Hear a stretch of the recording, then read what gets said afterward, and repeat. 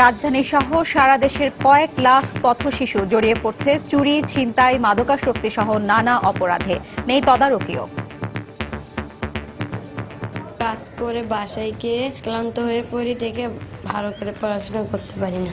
আমার কিছু করতে ইচ্ছা করে না, আমার পড়তে ইচ্ছা করে। সরকার যে পদক্ষেপগুলো নিচ্ছে পর্যন্ত কোনোটাই কার্যকর না, যার ফলে কোনো পরিবর্তন আসে নাই।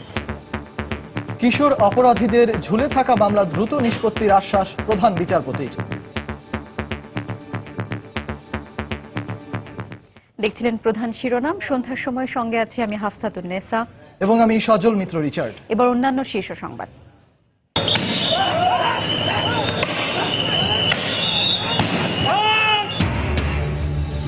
রামপালে বিদ্যুৎ কেন্দ্রের প্রতিবাদে চলা হরতালে রাজধানী শাহবাগে পুলিশের কাঁদানে গ্যাস। বিদ্যুৎ কেন্দ্রের পক্ষে বাগেরহাটে 6 কিলোমিটার দীর্ঘ মানববন্ধন।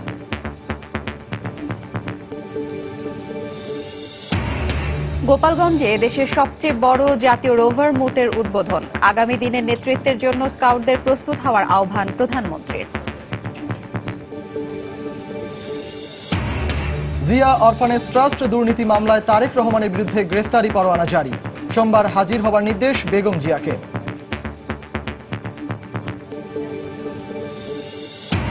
সার্চ কমিটি করে ক্ষমতাসীন দল জনগণের ওপর নিজেদের সিদ্ধান্ত চাপিয়ে দিয়েছে, অভিযোগ বিএনপির। কমিটিকে বিতর্কিত করলে নিজেরাই ক্ষতিগ্রস্ত হবেন, মন্তব্য আওয়ামী লীগের। এবং সামাজিক উদ্যোগের অংশ হিসেবে ঢাকা বিশ্ববিদ্যালয়ের 700 মেধাবী ও অসচ্ছল শিক্ষার্থীকে অনার্স পর্যন্ত পড়ানোর দায়িত্ব নিলেন দেশের 9 শিল্পপতি।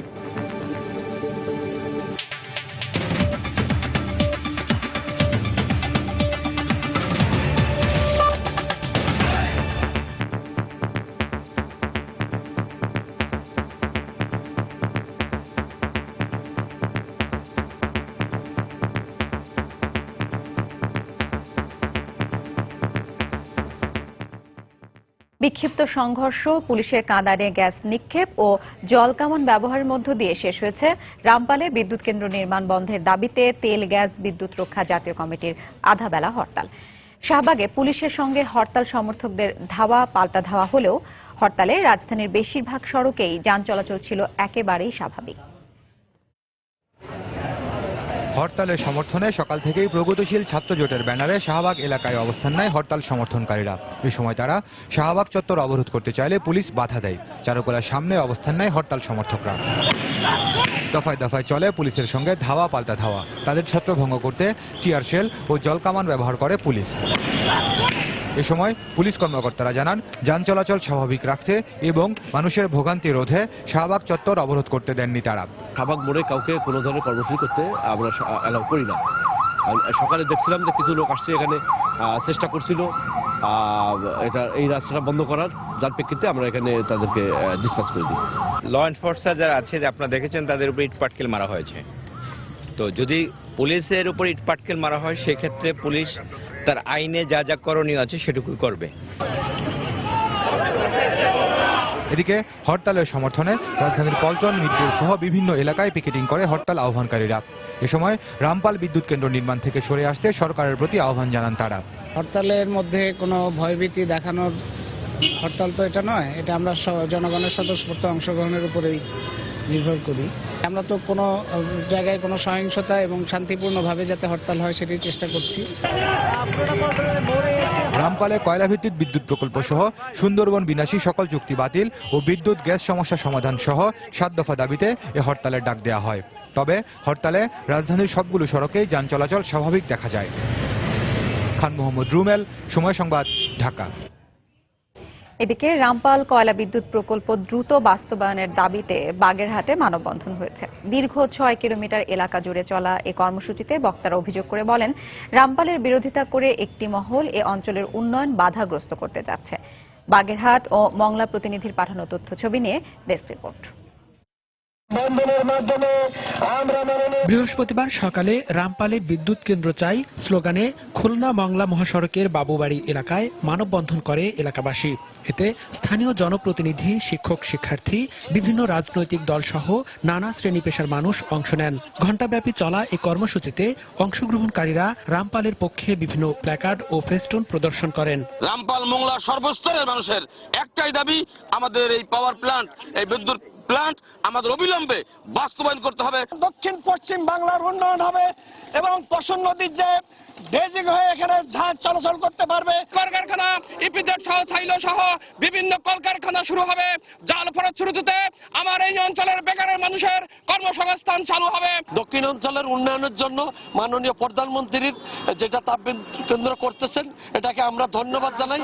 মানববন্ধন শেষে সেখানে সংক্ষিপ্ত সমাবেশ অনুষ্ঠিত হয়। এ সময় বক্তারা রামপাল বিদ্যুৎ কেন্দ্র স্থাপনের প্রয়োজনীয়তা উল্লেখ করেন। মাননীয় প্রধানমন্ত্রী যে ঘোষণা আন্তর্জাতিক পর্যায়ে দিয়েছেন যে রামপাল বিদ্যুৎ কেন্দ্র কোন অবস্থায় সুন্দরবনকে ক্ষতিগ্রস্ত করবে না, তার প্রতি সমর্থন জানিয়ে মানববন্ধনের আমরা আয়োজন করেছি।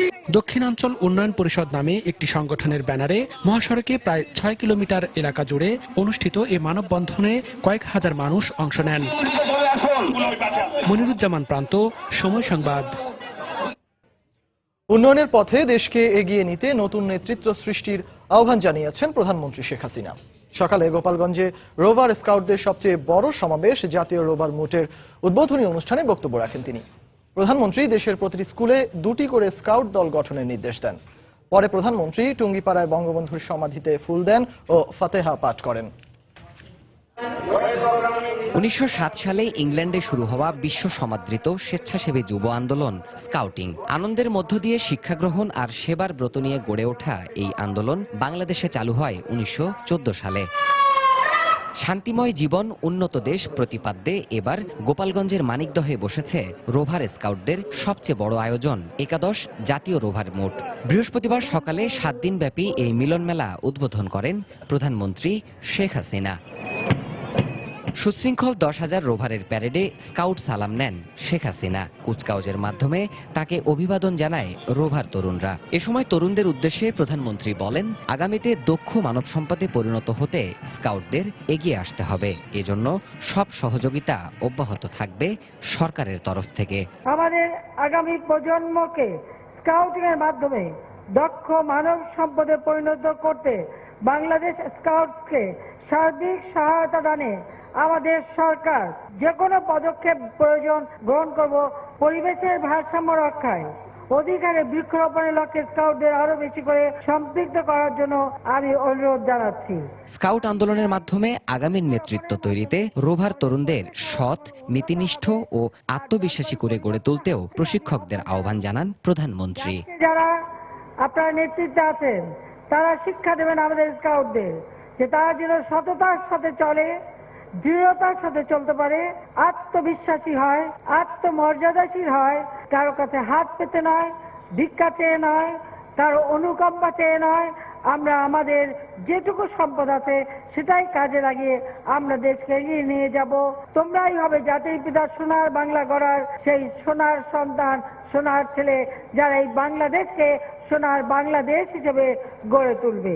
মানব সেবা, দক্ষতা আর সাহসিকতায় প্রতিটি স্কাউটকে আলাদা করে মূল্যায়ন করা হয় সর্বত্র। প্রকৃতি পাঠের মাধ্যমে প্রতিটি স্কাউট এখানে আত্মনির্ভরশীল সুনাগরিক হিসেবে গড়ে ওঠার ব্রত নেন। আগামীতে পরিকল্পিত জীবনাচরণের এই আন্দোলন বাংলাদেশে আরও প্রসার লাভ করবে, গড়ে তুলবে আগামীর বাংলাদেশ। এরপর জাতির জনক বঙ্গবন্ধু শেখ মুজিবুর রহমানের সমাধিতে শ্রদ্ধা জানাতে টুঙ্গিপাড়ায় যান প্রধানমন্ত্রী শেখ হাসিনা। সেখানে ফুল দিয়ে দোয়া ও মোনাজাত করেন তিনি। দেবাশিস রায়, সময় সংবাদ, টুঙ্গিপাড়া, গোপালগঞ্জ। জিয়া অরফানেজ ট্রাস্ট দুর্নীতি মামলায় বিএনপির সিনিয়র ভাইস চেয়ারম্যান তারেক রহমানের বিরুদ্ধে গ্রেফতারি পরোয়ানা জারি করেছেন আদালত। সকালে রাজধানীর বকশীবাজারে বিশেষ জজ আদালত 3-এর বিচারক আবু আহমেদ জমাদার এ পরোয়ানা জারি করেন। জিয়া অরফানেজ ট্রাস্ট দুর্নীতি মামলায় বিএনপি চেয়ারপারসন বেগম খালেদা জিয়া এবং দলটির ভাইস চেয়ারম্যান তারেক রহমানের আজ আদালতে উপস্থিত হয়ে জবানবন্দি দেওয়ার কথা থাকলেও তারা আদালতে উপস্থিত হননি। তাদের আইনজীবী সময় আবেদন করলে আদালত তারেক রহমানের আবেদন নামঞ্জুর করে গ্রেফতারি পরোয়ানা জারি করেন। বেগম জিয়ার সময় আবেদন মঞ্জুর করে 30 জানুয়ারি পরবর্তী শুনানির দিন ধার্য করেন। 2008 সালের 3রা জুলাই রমনা থানায় বেগম জিয়া এবং তারেক জিয়ার বিরুদ্ধে জিয়া অরফানেজ ট্রাস্ট দুর্নীতি মামলা দায়ের করে দুদক।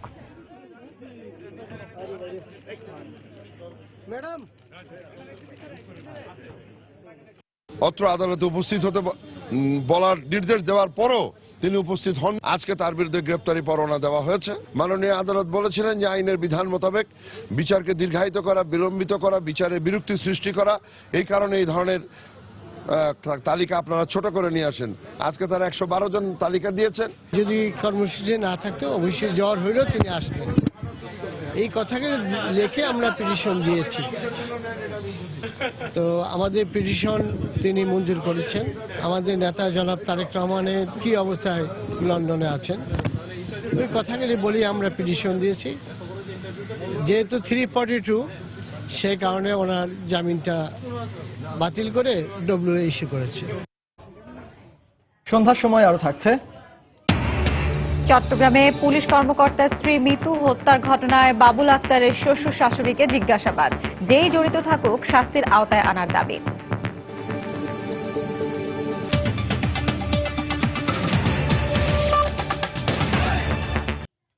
পথ শিশুদের পুনর্বাসন ও মৌলিক অধিকার রক্ষায় নানা উদ্যোগ নেওয়া হলেও রাজধানী ঢাকা সহ সারা দেশ এখনো পথ শিশুর সংখ্যা কয়েক লাখ।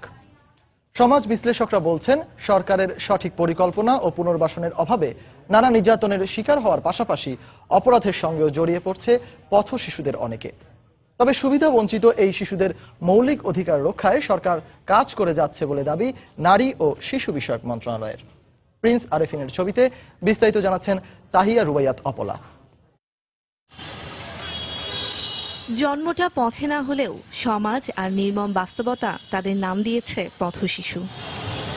স্বপ্নভঙ্গের খেলা এখানে প্রতিনিয়ত চলছে, ফলে কখনো কখনো তারা জড়িয়ে পড়ছে চুরি, ছিনতাই আর মাদকাসক্তি সহ নানা সামাজিক অপরাধে। কাজ করে বাসায় গিয়ে ক্লান্ত হয়ে পড়ি দেখে ভালো করে পড়াশোনা করতে পারি না। আমার কিছু করতে ইচ্ছা করে না, আমার পড়তে ইচ্ছা করে। আর ফুল বিক্রি করি, 200-300 জায়গা কোথায়। বিভিন্ন বেসরকারি সংস্থার হিসেবে সারা দেশে পথ শিশুর সংখ্যা 11 লাখের বেশি। শুধুমাত্র রাজধানীতেই রয়েছে 5 লাখ পথ শিশু। তবে সরকারের পক্ষ থেকে বলা হচ্ছে, ভাসমান আর অস্থায়ী হওয়ায় পথ শিশুদের সঠিক হিসেব বের করা সম্ভব না হলেও তাদের পুনর্বাসনে কাজ করে যাচ্ছে মন্ত্রণালয়। প্রকৃতপক্ষে তাদের সংখ্যাটা নির্ধারণ করাটা আসলে কঠিন। আমাদের মন্ত্রণালয় এবং সমাজ কল্যাণ মন্ত্রণালয় যৌথভাবে আমরা তাদের জন্য কাজ করে যাচ্ছি। তবে পথ শিশুদের নিয়ে যারা কাজ করেন তারা বলছেন, সরকারের পক্ষ থেকে নানা প্রকল্প নেওয়া হলেও সেগুলোর সঠিক বাস্তবায়ন ও তদারকির অভাব রয়েছে, ফলে নানা অবহেলায় পিছিয়ে পড়ছে তারা। ঢাকা শহরের ভিতরেই 5 লাখ আছে। সরকার কনসার্ন এই বিষয়ে, তবে সরকার যে পদক্ষেপগুলো নিচ্ছে পর্যন্ত কোনোটাই কার্যকর না। আমরা কতটুকু এই শিশুগুলোকে বেঁচে থাকার যে ন্যূনতম যে চাহিদা সেগুলো আমরা পূরণ করতে পেরেছি। যারা প্রশাসনে থাকেন, যারা সরকারে থাকেন, তারা নানাবিধ সেফটি নেটওয়ার্ক, এখন আমরা যে শব্দটি শুনতে পাই, সেগুলোকে তারা নিয়ে আসবার চেষ্টা করেন। সমাজ বিশ্লেষকরা বলছেন, শুধু অপরাধের সাথে যুক্ত নয়, নানা ধরনের মানসিক ও শারীরিক নির্যাতনের মধ্য দিয়ে বড় হচ্ছে অধিকাংশ পথ শিশু। পথ শিশুদের নিয়ে যারা কাজ করেন তারা বলছেন, সমাজের একটি অংশকে বাদ দিয়ে দেশের সার্বিক উন্নয়ন সম্ভব নয়। তাই দেশের উন্নয়ন পরিকল্পনায় সরকারের উচিত পথ শিশুদের ব্যাপারটিকেও অগ্রাধিকার দেয়া, কমপক্ষে তাদের মৌলিক অধিকারগুলো যেন সমন্বিত থাকে। তাহিয়া রুবাইয়াত অপলা, সময় সংবাদ, ঢাকা। কেউ পড়াশোনা করছেন, আবার কেউ সুই সুতার নিখুঁত গাঁথুনিতে আঁকছেন নানা কারুকার্য। চিত্রটি গাজীপুরের কিশোরী উন্নয়ন কেন্দ্রের। আইনি বাধ্যবাধকতা এবং সামাজিক কারণে তারা এখানে থাকলেও ফিরতে চান সমাজের মূল ধারায়। তাই তো প্রধান বিচারপতিকে কাছে পেয়ে খুলে বললেন নিজেদের দুঃখ দুর্দশার কথা। প্রধান বিচারপতিও আশ্বাস দিলেন দ্রুত মামলা নিষ্পত্তির ব্যবস্থা করার। সকালে গাজীপুরের কিশোর ও কিশোরী উন্নয়ন কেন্দ্রে আকস্মিক পরিদর্শন করে তাদের এ আশ্বাস দেন প্রধান বিচারপতি এস কে সিনহা। রাজিয়া সুলতানা। পরিবারের অমতে বিয়ে করাই কাল হয়েছে তার। পরিবারের করা মামলায় স্বামী জেলে আর রাজিয়ার ঠিকানা কিশোরী উন্নয়ন কেন্দ্রে। কোর্টে যে আটকায় দেয় যাতে জামিন না হয়, উকিল দ্বারা করে।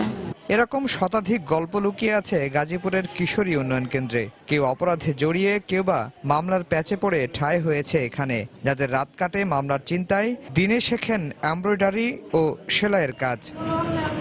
বৃহস্পতিবার সকালে আকস্মিকভাবে কিশোরী উন্নয়ন কেন্দ্র পরিদর্শনে গাজীপুরে যান প্রধান বিচারপতি এস.কে. সিনহা। খোঁজ নেন তাদের। স্বাভাবিক জীবনে ফিরে যাওয়ার আকুতি জানান কিশোরীরা। প্রধান বিচারপতি আশ্বস্ত করেন তাদের বিরুদ্ধে ঝুলে থাকা মামলা দ্রুত নিষ্পত্তির। মুসলমান হয়েছি, আমার বাপ মা মাইনে নিয়ে আনে কেস দিছে আমার বাপ মা, এজন্য আমি মা তো কাজ করাইতে পরে আমি ওদের সাথে পলাইছি, পরে পুলিশে বসুন্ধরাতে দোষ। এই উন্নয়ন কেন্দ্রের তথ্য মতে 109 জন কিশোরী থাকেন এখানে, যাদের মধ্যে অপ্রাপ্ত বয়সে বিয়ে করা সংক্রান্ত কিশোরীর সংখ্যাই বেশি। প্রতিবন্ধীর সংখ্যা 29 আর ঠিকানাহীন কিশোরী আছেন 22 জন। মানসিক উন্নয়নের জন্য আমরা সাপোর্ট দিয়ে থাকি। পঞ্চম শ্রেণীর উপরে যে মেয়েগুলো আছে তাদের জন্য আমরা কোনো শিক্ষা ব্যবস্থা গ্রহণ করতে পারছি না। এরপর প্রধান বিচারপতি যান কিশোর উন্নয়ন কেন্দ্রে। এখানেও কিশোররা প্রধান বিচারপতিকে শোনালেন এখানে আসার পেছনের গল্প। পরীক্ষা দিয়ে তারপর কলেজে ভর্তি দিতে পারি নাই, এখানে বন্দি আছি। আমার তো সামনে তো একটা লাইফ আছে, লাইফটা তো আমি করতে পারবো, কিভাবে করতে পারবো সেটা করতে পারিনি। আজকে 18 মাস যাবত আছি। সন্দেহজনকভাবে ধরছিল, তো ধরা আমাদের কিশোর উন্নয়ন কেন্দ্রে নিয়ে আসছে। নিয়ে আসার পর আমি 2 বছর ধরে এখানে আসছি। কিশোর কিশোরীদের তথ্য সংগ্রহ এবং যাচাই বাছাই করে তাদের জামিনে আইনি সহায়তা এবং পুনর্বাসনের উদ্যোগ নেওয়ার কথা জানিয়েছে সুপ্রিম কোর্টের রেজিস্ট্রার দপ্তর। আফজাল হোসেন, সময় সংবাদ, গাজীপুর। ঢাকা বিশ্ববিদ্যালয়ের 700 মেধাবী, দরিদ্র ও অসচ্ছল শিক্ষার্থীকে বৃত্তি দিয়েছে বিশ্ববিদ্যালয়টির অ্যালামনাই অ্যাসোসিয়েশন। দেশের প্রথম শ্রেণীর 9 শিল্পপতির অর্থায়নে প্রথম ও দ্বিতীয় বর্ষে পড়ুয়া এই শিক্ষার্থীরা অনার্স শেষ হওয়ার আগ পর্যন্ত আর্থিক সহায়তা পাবেন। দেশের অন্যান্য বিত্তবানদেরও এ ধরনের কাজে এগিয়ে আসার আহ্বান জানান বিশিষ্টজনরা। জন্মান্ধ সুরমান আলী 9ম শ্রেণীতে পড়ার সময় হারান বাবা। 3 সন্তানের সংসারের হাল ধরেন মা রফেলা বেগম। গৃহপরিচারিকার কাজ করে চালিয়ে নেন বড় ছেলে সুরমানের লেখাপড়া। শত কষ্টের মাঝেও হাল ছাড়েননি সুরমান। মাকে দেয়া প্রতিশ্রুতি আর নিজ যোগ্যতায় ভর্তি হন ঢাকা বিশ্ববিদ্যালয়ে। মা যে টাকাটা দেয় সে টাকা দিয়ে আমার চলতে অনেক কষ্ট হয়। যারা স্বাভাবিক তারা অনেক কোচিং বা টিউশনি করে চলতে পারে। দৃষ্টিপ্রতিবন্ধীদের টিউশনি করতে নিতে চায় না। আমাদের তারা হয়তো মনে করে যে পারবে কি পারবে না, কিন্তু আসলে আমরাও পারি। সুরমানের মতো এমন 700 অসহায় এবং মেধাবী অসচ্ছল শিক্ষার্থীর পড়ালেখার খরচের দায়িত্ব নিয়েছেন দেশের 9 শিল্পপতি। ঢাকা বিশ্ববিদ্যালয়ের অ্যালামনাই অ্যাসোসিয়েশনের উদ্যোগে শিক্ষার্থীদের হাতে আর্থিক সহায়তার চেক তুলে দেন তারা। বৃত্তি অনুযায়ী একজন শিক্ষার্থীকে বছরে 30,000 টাকা করে 4 বছরে 1,20,000 টাকা দেওয়া হবে। টাকার অভাবে কোনো ছেলে মেয়ের যাতে লেখাপড়া বন্ধ না হয় সেটা নিশ্চয়তা বিধান করা ঢাকা ইউনিভার্সিটি অ্যালামনাইয়ের কাজ। মাননীয় অর্থমন্ত্রী বলছে যে আমাদের নিজস্ব পয়সায় অর্থায়নে আমরা এই ব্রিজ করব।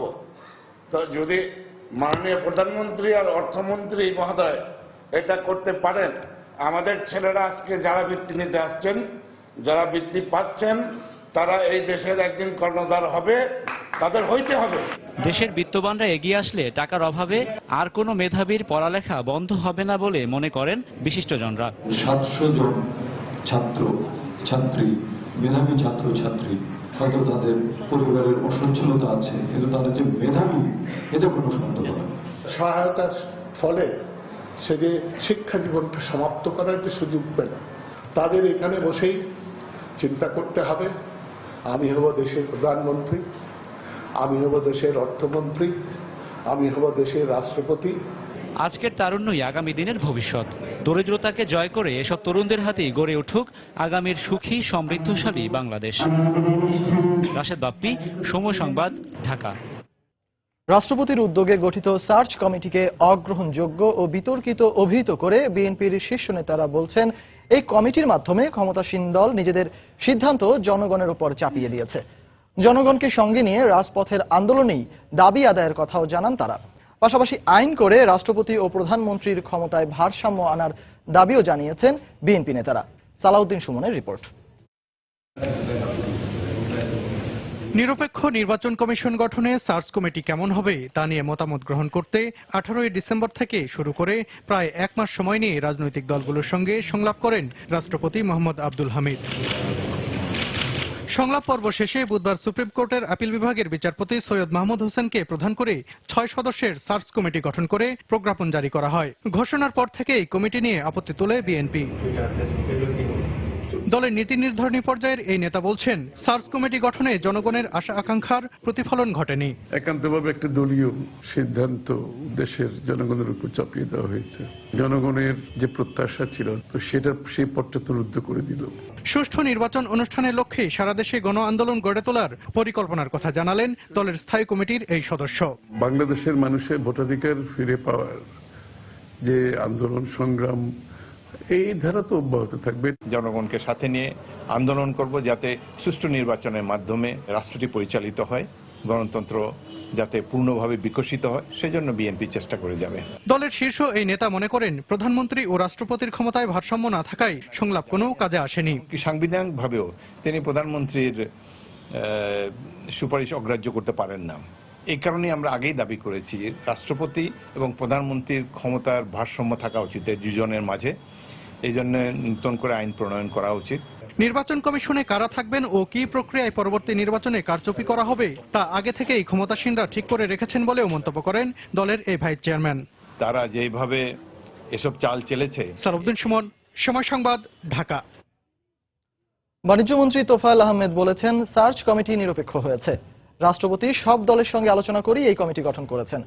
তাই বিএনপি সার্চ কমিটিকে বিতর্কিত করলে নিজেরাই ক্ষতিগ্রস্ত হবে বলেও মন্তব্য করেন তিনি। সচিবালয়ে জাপানের রাষ্ট্রদূত মাসাতো ওয়াতানাবির সঙ্গে বৈঠকের পর সাংবাদিকদের একথা বলেন বাণিজ্যমন্ত্রী। সার্চ কমিটি গঠন করার এখতিয়ারটা সম্পূর্ণ মহামান্য রাষ্ট্রপতির। তিনি সকলের সাথে আলোচনা করেছেন এবং 6 জন নিরপেক্ষ ব্যক্তির সমন্বয়ে তিনি এই সার্চ কমিটি গঠন করেছেন। সুতরাং এইটাকে বিতর্ক করলে ক্ষতিটা কিন্তু বিএনপিরই হবে, কারণ পরবর্তীকালে দেখা যাবে যেটাকে বিতর্ক করেছেন তার কার্যকলাপের অধীনেই তারা নির্বাচনে গিয়েছেন। নির্বাচনে অংশগ্রহণ না করা, এইটা যে কত ক্ষতি হয়েছে বিএনপির, এটা আজকে বিএনপি প্রকাশ না করলেও এটা মর্মে মর্মে তারা উপলব্ধি করে। সন্ধ্যার সময় আরো থাকছে। 2 দশকে শেষ হয়নি কাস্টমস হাউসগুলোর ডিজিটালাইজেশন, বন্ধ হয়নি অর্থ পাচার, নানা আয়োজনে আন্তর্জাতিক কাস্টমস দিবস পালন।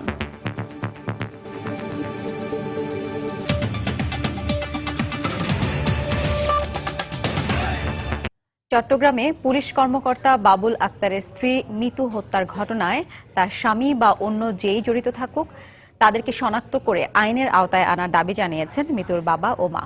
বিকেলে চট্টগ্রাম মহানগর গোয়েন্দা কার্যালয়ের সামনে সাংবাদিকদের প্রশ্নের জবাবে একথা জানান তারা। এর আগে হত্যাকাণ্ড নিয়ে মিতুর মা শাহেদা মোশাররফকে জিজ্ঞাসাবাদ করেন মামলা তদন্ত কর্মকর্তা। মেয়ে কিরকমের ছিল, কি এই আশায় বিষয় সব নিয়ে এই কথা হয়েছে। এটাই বলছি যে আমার মেয়ে যে মারা গেছে, কি কারণে মারলো, কেন মারলো, মোটিভটা আর কি, মেইন মোটিভটা কে মারলো, আমরা সঠিক বিশ্বাস চাই। যত সময় লাগে লাগুক, আমার চাই যে মোটিভটাই। মোটিভের ব্যাপারে আমাদের কোনো কোয়ারি নেই। সেখানে আমি হই, বাবুল আক্তার হোক, বাবুল আক্তার বাপ মা হোক, ভাই বোন হোক, বন্ধু বান্ধব হোক, অন্য কোনো মহিলা মানুষ হোক, যেই থাক না কেন, কোনো পরকীয়া প্রেম থাক, যেই থাক, সেটা বের করবে পুলিশের দায়িত্ব। অত্যন্ত নিবিড়ভাবে এই মামলাটা আমরা তদন্ত করছি। তো এই হত্যাকাণ্ডের মোটিভ নিঃসন্দেহে, যেহেতু মামলাটা তদন্ত নিঃসন্দেহে আমরা উদ্ঘাটন করব এবং হত্যাকাণ্ডের সাথে যারাই জড়িত থাকুক না কেন, নিঃসন্দেহে তারা আইনের আওতায় আসবে। সন্ত্রাস ও জঙ্গিবাদ যেন শিক্ষার্থীদের গ্রাস করতে না পারে সেজন্য অভিভাবক এবং শিক্ষকদের সজাগ থাকার আহ্বান জানিয়েছেন খাদ্যমন্ত্রী অ্যাডভোকেট কামরুল ইসলাম। সকালে কেরানীগঞ্জে আটি ভাওয়াল উচ্চ মাধ্যমিক বিদ্যালয়ের বার্ষিক ক্রীড়া প্রতিযোগিতায় প্রধান অতিথির বক্তব্যে একথা বলেন তিনি। শিক্ষার্থীদের মুক্তিযুদ্ধের সঠিক ইতিহাস জানানোর মাধ্যমে দেশপ্রেমিক হিসেবে গড়ে তুলতে শিক্ষকদের প্রতিও আহ্বান জানান তিনি। আরো মুক্তিযুদ্ধের ইতিহাস জানতে হবে, সত্যিকার ইতিহাস তাদের জানতে হবে, তাদেরকে দেশপ্রেমিক হিসাবে তাদেরকে গড়ে তুলতে হবে। তারা যাতে মাদককে না বলে, তারা যাতে সন্ত্রাসের সাথে কোনো সম্পৃক্ত না হয়, জঙ্গিবাদের সাথে কোনো রকম ভাবে জঙ্গিবাদের মরণ ছবল তাদেরকে যাতে গ্রাস করতে না পারে। জঙ্গিবাদী তৎপরতা যেভাবে আজকে বিস্তার লাভ করার চেষ্টা করছে, এই আমার কোমলমতি ছাত্রদের ধর্মের অপব্যাখ্যা করে তাদের ভিতরে প্রবেশ করার চেষ্টা করছে, সেখান থেকে তারা যাতে রক্ষা পায়। আমরা সবাই সজাগ থাকব, সবাই সেভাবে তাদেরকে আমরা গড়ে তুলব। শুল্ক ফাঁকি রোধ ও উন্নত সেবা দিতে এনবিআর দেশের কাস্টম হাউসগুলোকে ডিজিটাল করার উদ্যোগ নিলেও দীর্ঘ 2 দশকেও তা শেষ হয়নি। এ কারণে আমদানি রপ্তানি বাণিজ্যের আড়ালে অর্থ পাচার বন্ধ হয়নি। চরম জনবল সংকট এবং পূর্ণাঙ্গ অটোমেশন না হওয়ায় শুল্কায়নে বিলম্ব ও জটিলতার কারণে ব্যবসায়ীরা ক্ষতিগ্রস্ত হচ্ছেন। এনবিআর চেয়ারম্যান বলছেন, নতুন কাস্টম আইন বাস্তবায়ন হলে সমস্যা থাকবে না। বিস্তারিত জানাচ্ছেন হাজিরা শৈলী। এনবিআর এর মোট রাজস্বের 31% আসে কাস্টমস হাউসগুলো থেকে, অথচ প্রতি বছর বাণিজ্যের পরিমাণ 10 থেকে 12% করে বাড়লেও কাস্টমস হাউসগুলোর সক্ষমতা বাড়েনি সে হারে। বাণিজ্যকে সহজ করা ও শুল্ক ফাঁকি রোধে 1994 সালে এনবিআর প্রথমে চট্টগ্রাম কাস্টমস হাউস ও পর্যায়ক্রমে অন্যান্য কাস্টমসে অটোমেশনের প্রক্রিয়া শুরু করলেও এখনো তা পুরো বাস্তবায়ন হয়নি। ফলে শুল্কায়নে বিলম্ব ও জটিলতার কারণে একদিকে ব্যবসায়ীরা ক্ষতিগ্রস্ত হচ্ছেন, অন্যদিকে বন্ধ হচ্ছে না বাণিজ্যের আড়ালে অর্থ পাচার। দ্রুত পণ্য খালাসকরণ করাটাই হলো যে কাস্টম হাউসগুলোর বড় চ্যালেঞ্জ। সেক্ষেত্রে কিন্তু কাস্টম হাউসগুলো পিছিয়ে আছে। আর অটোমেশনের ক্ষেত্রে শতভাগ সম্পূর্ণ না করার কারণেই কিন্তু আমাদের প্রত্যেকটা কাজে বিলম্ব হচ্ছে। এখনো কিন্তু আমাদের কস্ট অফ ডুইং বিজনেসে যে চার্টটা হয়, আমরা পিছর দিক দিয়ে হয় ফার্স্ট বা second. The customs need to be much more business friendly than they are now. এদিকে কাস্টমস অ্যাক্ট যুগোপযোগী না হওয়ায় পণ্য আমদানি রপ্তানিতেও নানা জটিলতা পোহাতে হচ্ছে ব্যবসায়ীদের। সম্পূর্ণ দেশীয় কাঁচামাল দ্বারা প্রস্তুতকৃত পণ্য যদি বিদেশ রপ্তানির পর কোনো কারণে বিদেশ থেকে ফেরত আসে, একই ধরনের পণ্য কমার্শিয়ালি আমদানির ক্ষেত্রে যত প্রকার ডিউটি সবই এর ক্ষেত্রে প্রযোজ্য হবে। এতে ক্ষতিগ্রস্ত হচ্ছে আমাদের আমদানিকারকরা। তবে অর্থ পাচার ও চোরাচালান রোধে ব্যবস্থা নেওয়া হচ্ছে দাবি করে এনবিআর চেয়ারম্যান বলছেন, নতুন কাস্টমস অ্যাক্ট হলে ব্যবসার খরচ ও হয়রানি কমবে। একটা নতুন কাস্টমস আইনের খসড়া আমরা চূড়ান্ত করেছি। এটা আমরা খুব শিগগিরই মন্ত্রিসভায় নিয়ে যাব। সেটা যখন পাশ হবে তখন ডুইং বিজনেস ইন্ডেক্সে বাংলাদেশের অবস্থান আরো বেড়ে যাবে। এছাড়া সব সংস্থাকে একই নেটওয়ার্কের আওতায় আনতে সিঙ্গেল উইন্ডো প্রকল্প বাস্তবায়নের কাজ চলছে বলে জানান এনবিআর চেয়ারম্যান। মূল চাবিকাঠি হচ্ছে আন্তঃসংস্থা। হাজিরা শিউলি, সময় সংবাদ, ঢাকা। দেশের বাইরের খবর। ভারতে 68তম প্রজাতন্ত্র দিবস উপলক্ষে বাংলাদেশের সীমান্ত রক্ষী বাহিনী বিজিবিকে মিষ্টি বিতরণ করেছে ভারতীয় সীমান্ত রক্ষী বাহিনী বিএসএফ। বৃহস্পতিবার যথাযথ মর্যাদা ও বর্ণিল আয়োজনের মাধ্যমে পালিত হয়েছে ভারতের প্রজাতন্ত্র দিবস। দিবসটি উপলক্ষে বিএসএফ বিজিবিকে মিষ্টি বিতরণ করার পাশাপাশি বিজিবিও মিষ্টি মুখ করিয়ে তাদেরকে শুভেচ্ছা জানান। এতে দুদেশের সম্পর্ক আরো দৃঢ় হবে বলে প্রত্যাশা উভয় পক্ষের। এছাড়াও শান্তিপূর্ণভাবে কাজ করার জন্য একে অপরের সহযোগিতা ও বন্ধুত্বপূর্ণ মনোভাব থাকা আবশ্যক বলে মন্তব্য করেন বাংলাদেশ ও ভারতের সীমান্তরক্ষী বাহিনী।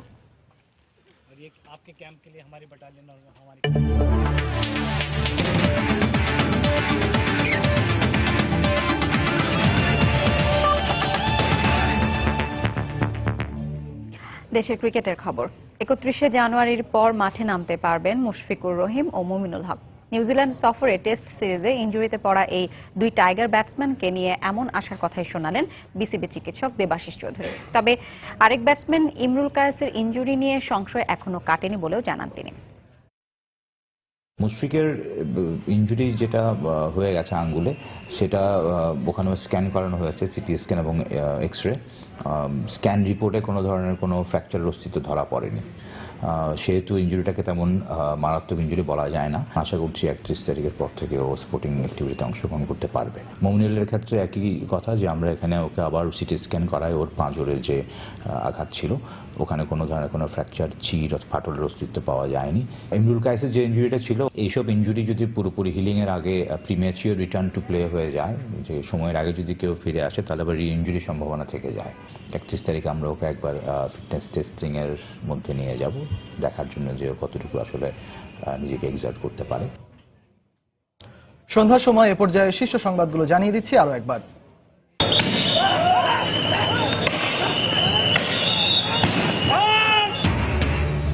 রামপালে বিদ্যুৎ কেন্দ্রের প্রতিবাদে চলা হরতালে রাজধানীর শাহবাগে পুলিশের কাঁদানে গ্যাস। বিদ্যুৎ কেন্দ্রের পক্ষে বাগেরহাটে 6 কিলোমিটার দীর্ঘ মানববন্ধন।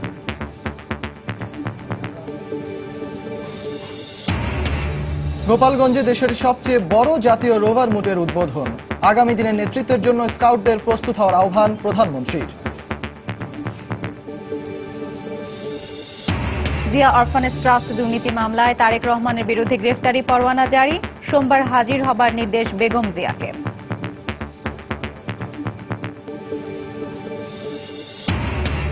সার্চ কমিটি করে ক্ষমতাসীন দল জনগণের উপর নিজেদের সিদ্ধান্ত চাপিয়ে দিয়েছে, অভিযোগ বিএনপির। কমিটিকে বিতর্কিত করলে নিজেরাই ক্ষতিগ্রস্ত হবেন, মন্তব্য আওয়ামী লীগের। এবং সামাজিক উদ্যোগের অংশ হিসেবে ঢাকা বিশ্ববিদ্যালয়ের 700 মেধাবী ও অসচ্ছল শিক্ষার্থীকে অনার্স পর্যন্ত পড়ানোর দায়িত্ব নিলেন দেশের 9 শিল্পপতি। এই ছিল সন্ধ্যার সময়। যে কোনো খবর পেতে ভিজিট করুন সময়নিউজ.tv আর সঙ্গে থাকুন সময়ের।